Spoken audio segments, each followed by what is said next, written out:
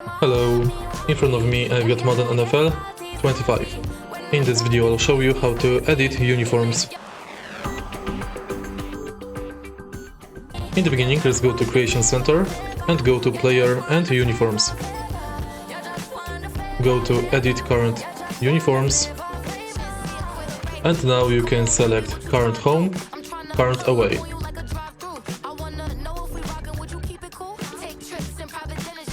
Edit.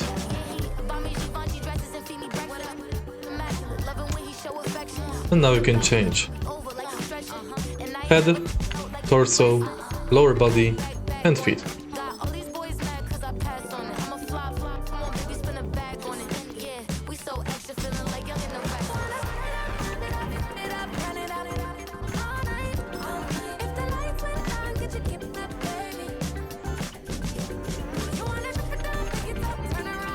If you found this video helpful, please leave like, comment and subscribe.